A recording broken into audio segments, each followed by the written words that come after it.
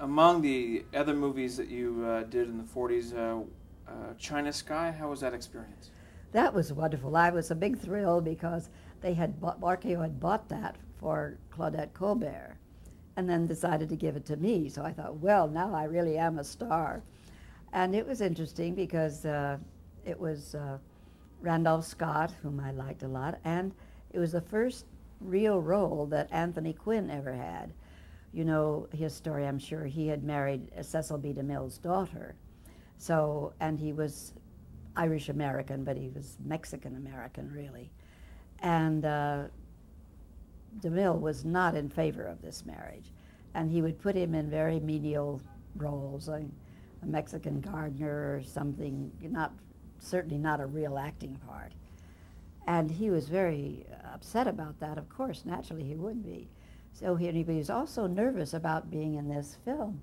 And my memory of the whole film is of my reassuring him and coaching him and helping him. I should have been taking lessons from him because once he got out of this country, we know what kind of a star he had became. So he had all of this ability, but they were squashing it. But he really had a part. He was a guerrilla Chinese warlord. And we had some scenes together, and we became very good friends. He was a fascinating man, still is. Well, I want to get back to television. So in 1952, you moved back to New York City. Was there a specific reason that you moved back to New York? The theater, yes, absolutely. I kept saying that's what I wanted to do, and I didn't want to give it up. And anytime I wasn't under contract, I would come back here. And sometimes it worked, sometimes it didn't. But it didn't matter. I was still determined that I was going to do the best that I could. And I immediately did a play that closed in Philadelphia. And my friend from way back when I first went out to Hollywood, since I hadn't finished college, a good friend of mine who was the younger brother of somebody where I was invited to for weekends in Connecticut, which is very nice for a young girl to have someplace to go like Connecticut. And he had a mad crush on me, and he wanted me to wait for him. He said, wait till I graduate, I've got to graduate. I said, well, I like you, but I'm not in love with you. Finally, he said, all right. Remember, there were beads of perspiration on his lip. And we were drinking Manhattans. I don't know if anybody ever drinks Manhattans, but you could twirl the glass, you know. And he said, okay, go ahead, be a star, be the biggest star there is. Someday I'm going to be able to hire you and fire you. Well, guess what? We kept in touch. I had children, he had children. He became the head of television and radio for Procter & Gamble. So he was certainly in a position to hire me and fire me. Now we're having dinner at a very elegant restaurant, and everybody in there is somebody. And he's saying, well, now what? I said, well, you know, I just finished this theater. He said, I know, but it closed out of town. And that's what happens with theater a lot. And he said, I know what you're going to do. Tomorrow morning you've got a 10 o'clock appointment in Liederkranz Hall to meet Ted Corday. You don't have to say a word. He knows all about you. He wants to hire you. He's dying to hire you. But I want to get who was telling you? This was Gail Smith was his name, from Kansas City, and a charming young man, obviously, because he went from Procter & Gamble eventually to Ford Motors, and he was a big advertising man all of his life. He said, you're going to go there, and they want to hire you, but they have a strange thing there. The Erna Phillips, who really created soap opera, you know, she's a grande dame. She lives in Chicago. She wants to see you on the air next to the person that they want to cast you opposite. She doesn't want to meet you. She doesn't want to hear an audition. She doesn't want to know anything about you. She just wants to see how you look and if she thinks that's a good match. Well, now I have just come from California. I have never done anything but be a leading lady in a movie, or the second lead, but I certainly have not ever done an under 5, for heaven's sakes. And we're told if you ever do an under 5, they'll never use you for anything else. You've absolutely ruined yourself. What's an under 5? Well, it's like an extra. under 5 lines. And I was really torn. I thought, oh my God, if anybody sees me, I'll be ruined. But then I thought, no, this is my practical Missouri side. My mother always said, if it's decent and it pays you money, do it. Don't be, don't think you've got to be the star all the time. So I said, okay, I've got these 2 children and I'm pretty much on my own and I better take this job. And sure enough, I did, and Procter & Gamble put my children through college because it was, you got in that league, as it were, and they're very generous with their people. They keep them on from, even if you go away and come back, they want to hire you again. Now, this was for what show? Guiding Light.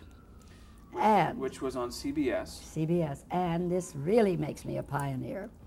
Guiding Light was the first soap opera to go on television. We did 15-minute radio show and a 15-minute television show every day.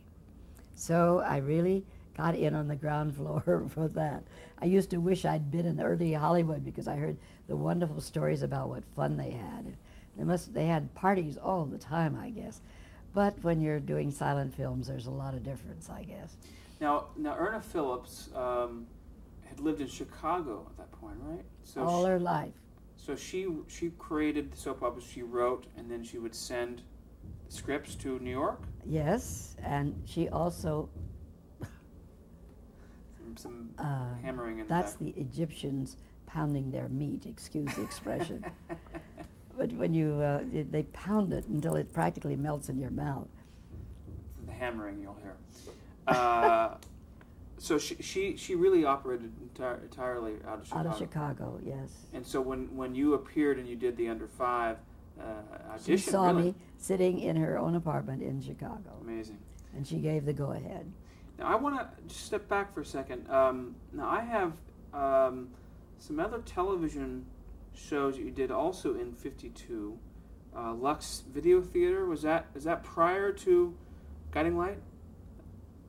Yeah. Well, it was sort of simultaneously. Right. So Fireside Theater, Broadway Television Theater. These were all 21. 21. Studio 21. Wasn't Studio it? One. Studio One. Yeah. Right. That's actually, you did one with Eva Marie Saint. Yes. And John Kerr. Uh-huh. And I just wanted to get your opinion. You came from Hollywood and had established yourself as a movie star. You moved back to New York for theater, and then you suddenly found yourself in television. That's right. What did you think of television at this point? Well, I was very glad that it was making a living for me because I didn't have any vast savings. I mean, I was paid, but not like stars are now. Excuse me. And I enjoyed it because I said it reminded me of theater. It very definitely did. And I was also on Robert Montgomery Presents. I remember that was one of my favorite roles. A teleplay called September Time. Yes. What do you recall about that show? Well, that was of a woman, they made a movie of it that Olivier did, in fact, with Katharine Hepburn, I guess it was, about somebody that gets a little older, but there still is romance in the wings. I liked it, and I'll never forget when they mentioned the Eva Marie Saint and its Carr, as he calls it, Carr. It's K-E-R-R, and he calls it like Deborah Carr does. And there was a man who was a television director and producer, married to Mercedes McCambridge. Oh dear. I'll think of it anyway, I'm sure you've got it there. He came back and was visiting us on the set. And he said, I just saw something in Canada that's going to change everything. They have tape up there, and they tape all their shows on tape, and you don't have to do a second broadcast, you know. You can, we used to have to go out and bowl because we didn't want to drink between the East Coast and the West Coast, you know. And he said, it's wonderful, it's all done, it's going to happen, it'll be down here any day now. And that's going to take over totally television. And we're talking about videotape. Videotape.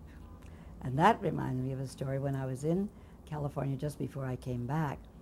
I was a little depressed because there wasn't any work there for me at that time. And Michael Douglas had a psychic friend that lived up in Santa Barbara, and he got a few of us together to go up there and have I really wanted to do that. Well, I thought the old gal was crazy. She was very simple, older woman, hair screwed up on top of her head, very plain. And she said to me, she didn't have any idea who I was. She had no idea I was an actress or anything. She just said, well, things are kind of dull for you right now, but your greatest success still lies ahead. It's in electronics. You're going to be very big and make a lot of money in electronics. And I thought to myself, oh boy, are you all. I'm not scientific in any way, shape, or form, and of course that's what I was thinking of. But she was thinking about electronic tape. And it's perfectly true. I've made more money and had more success since shows have been taped than I did at any other time, either in movies or any other on theater. And that woman was psychic, all right, but it certainly was a laugh to me at the time. Amazing. When you arrived and started to do all these live television, describe for me what it was like, what your memories were about doing live television. You said you didn't get nervous before going onto a stage. Was there adrenaline? Was there excitement prior to a show? Take us through it. And I loved that. Of course, we'd had more rehearsal than we did on that first one out in California, where we just weren't ready at all, technically, let alone any other way. I loved it because it was like theater to me. The red light goes on and you're on. You couldn't go back and edit because there was, it was live, and live was live. And I used to think about, I hope just a little thing goes on, not a big thing, just a tiny little thing, because that gets the adrenaline going, and then you really are like you're live. I loved it. I loved that feeling, you're on your own, and you're on your own. And I was very grateful that I had the theater experience, because the ones who didn't were not really as secure as I was. And they used to say, look at her. She's like somebody out of school, out of a cage. I know when I did some theater in La Jolla, I'll never forget when Gregory Peck was on the phone and said, Ruth, I'd like you to come down to La Jolla and do a play with us. I practically flew all the way down.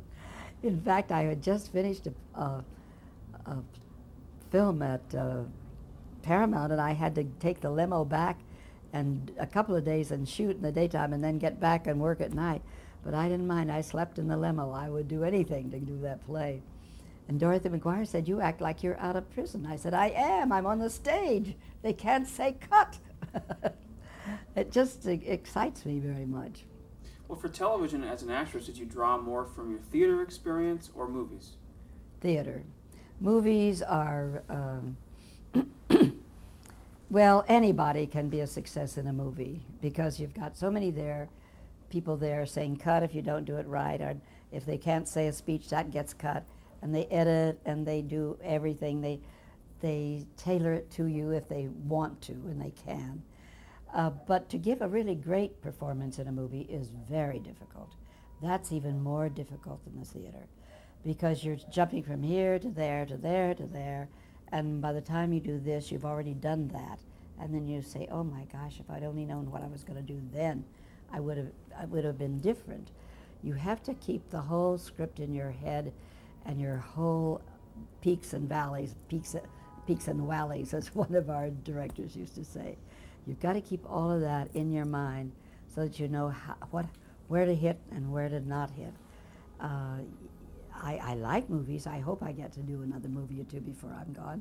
I say, well, if enough older people die, then they'll have to use me. But I've been so busy in television that they say, move to California and we'll use you.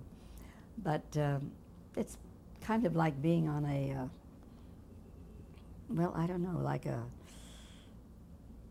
when you're, because I used to be on 3 or 4 times a week. Now I'm on 3 or 4 times a month, which hardly seems like a job at all, but I'm very grateful that I'm still a part of the team, because I love all my children, and I love Agnes and all of our cast, and it keeps me alive. It keeps me out there.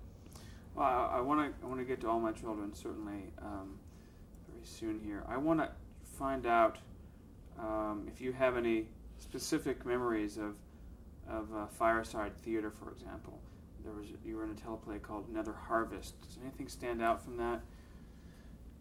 Or yes, it does, because it was a very interesting role, and cousins of mine were here from Kansas City, Missouri, when we were on the set. And I know they said I would look out over the wheat fields, and I was playing like a farm woman. And they had never seen me in character makeup or anything like that. And that really impressed them. They got a big kick out of that. So I liked doing different roles, and you had more chance to do that in television than you do in movies. You know, movies, they kind of get you. I know I was such a lady because, of course, that's how I got into movies. I said I'm one of the few people who got her career by being a lady. And I used to want to do the naughty girls sometimes, but I'm glad now I didn't, because ladies do last a lot longer. so you were typecast early on, you think? Yes, because then I was usually, well, that's one of the reasons why Guest in the House was so wonderful. I was playing a warm wife, a warm, loving, understanding wife, instead of a cold kind of forbidding wife, which I often got stuck with, shall we say. But it was good. That's all right, just so I'm acting. You were also were in 2 teleplays for Studio One, which we mentioned just a little bit ago. Some of the directors become famous went on: Sidney Lumet, George Roy Hill. Any recollections of working with them? Yes, I do, except that you see, they're way up in heaven, or you don't see them. There's a little, you don't get the contact that you do when you're doing a theater thing, or a radio thing, certainly. Sometimes they run down and tell you something. There was one director we had that he stuttered, and he'd get stuttering on the PA, and he'd run down all of these steps, and he'd take you, and he'd move you like that, you felt like a puppet, but he just couldn't get it out to explain it what he wanted. And he was a dear person, but he was a little difficult to work for that reason. But I do remember them, yes, and of course they were very good. Well, just to describe the scene, the studio here in New York, you would be, where the cameras and the actors would be in a separate area compared to the booth where the director and the producer. The booth was up at least 2 or 3 stories higher than this ceiling, and he could look down on the whole thing, but you had no sense of his being a person that you knew. And even the rehearsal time was mostly concerned with the technical parts, the movements of the camera and the sound and all of that. The actors were pretty much on their own. We got direction, of course, we got notes, but there wasn't time to spend with the directing of the cast. They were supposed to know what they were doing, and most of us were theater people anyway. Now, you jumped into the television world. Did you think then that you were going to make a full career out of it? No, I didn't, because I did The King and I on the road. I did another theater thing here, Take Miss Me Lonely Along. Hearts? Miss Lonely Hearts. Mm-hmm. And eventually I did, I get myself, my time frame isn't very Well, good. Take Me Along was another one on Broadway. Musical, yes. Uh-huh. And then I got Father of the Bride. to go back to Hollywood to do Father of the Bride. Right. It wasn't Hollywood that took me back, but the things that I was doing kind of ran out, That's what happens in theater of any kind. And to be on the same show for 30 years is almost unbelievable. and it's nice because there's continuity. But a producer came on the set to meet me because he thought that I would be good to do the mother and father of the bride. And my daughter had just gotten married, and I had with me the theater, I mean not the theater, but the 8x10 stills that had been taken at her wedding. Well, he really flipped. He says, my God, these could be stills from our movie. And so I got that part opposite Leon Ames. Except that was funny. We had a comedy of errors there because I was still in the theater. And he said, but she's taller than I am. He always had a little problem with height, at least worried about it. So we made a thing to have a drink at Sardi's before the theater. Well, he was already seated in a booth when I came in, and he just sort of kind of got up, and then I sat down, and then I left, and he said, oh my God, I spent all that time with her, and I still don't know how tall she is. But then I said, oh, for goodness sakes, let's just get together in somebody's office, and you can measure if that's what you want to do. And we were just about the same height, really. But he was satisfied that it would be all right, and we got along famously. So that's how I got Father of the Bride. So then I was back in L.A., and after that finished, again, there wasn't anything much. And then a friend of mine introduced me to the casting director at Fox, and they were doing Peyton Place, and they were looking for. Well, you're jumping ahead again. I want to cover two other things here before. We're going to get to Peyton Place in a second. I just want to finish with Guiding Light. I'm assuming you met Erna Phillips. Oh yes, she did come. She didn't mind meeting you after you were in the show, but she'd want to meet you before. Describe her. What were her talents? She was a storyteller that was unbelievable. The producer, Ted Corday, used to say the art of soap opera is to tie the most knots in the shortest piece of string. And everybody needs to be involved with everybody else.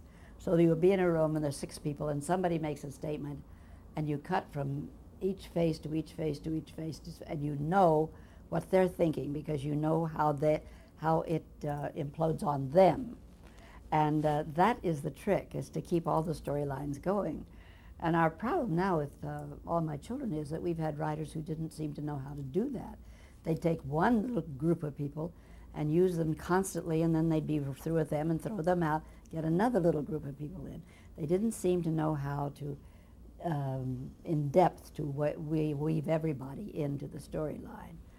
And Agnes is back now, thank God, and she's doing it like we've reintroduced the Glamorama. Well, that's a place where many people can come and interact, and they're in the same town, and they see each other, and they know each other's business. And that's the way it's done. Now, she looked like an old maid school teacher, and she would die if she heard me say that. She was quite thin. This is Erna? Yes, not good looking. She had a big nose, and she often wore her hair kind of screwed up on top. It was not like a really old maid, but it was more chic than that. But she really was an angular, thin woman, and quite not the sweetest person in the world. But she really could write, and she really knew how to weave stories and weave things in and out. And she'd get you right up to a place that you were sure you knew what was going to happen and totally switch and go back the other way and do something you never expected at all. And she taught Agnes Nixon everything she knows. She went to work for her right out of college, and she was her like apprentice, and then she brought her along and along and along and worked with her for years, and Agnes really learned what she knew. And Agnes has a thing, she'd say, when I run out of storylines, I sit by the fire and dream, and my Irish grandmother comes and tells me what the story should be. So there's a little mystical thing about it too, I think. And sometimes it works out that way. Well, Guiding Light aired in 1952, and you'd mentioned that you were doing the radio show and the television show at the same time. How long did that go on for? I'm afraid I don't know. It did for a year or two anyway, and then they finally switched over to just television alone. They didn't know if it would work or not, but it did, and they got their, I guess they got enough sets out in the countryside so that it would work. And I also want to be clear that soap operas for a long time were only 15 minutes, correct? And even when they went on to TV, finally they got to be a half an hour, because it's hard to tell much of a story in half an hour. And then somebody got very, very ambitious and made it 45 minutes. That was another world. It just ended. And everybody said, oh, they know they'll be ruined. They can't do it. They'll fall on their faces. Nobody can do it. Nobody can write that much. Nobody can do that much. And the next thing you know, we're at an hour. And then some crazy person even tried to do 2 hours every day. Well, he died. I think he killed himself with overwork. An hour is a good time. You've got enough for several storylines then. And they all know that the audience has favorite characters. And if there's a character comes on they don't like, sometimes they'll switch channels or turn it off. So they don't want to keep one storyline on too long. They'll switch from one to another to another. And but there was a time there that they made a mistake with that too. They made them so fast. You know how they were saying that our attention span is only 52 seconds. Remember when that was the thing that was going around all the time? Well, we had one producer. I called her the field marshal. She was a great big mannish woman. And she would not let anything go on more than 2 or 3 interchanges. And then she'd cut to the next thing.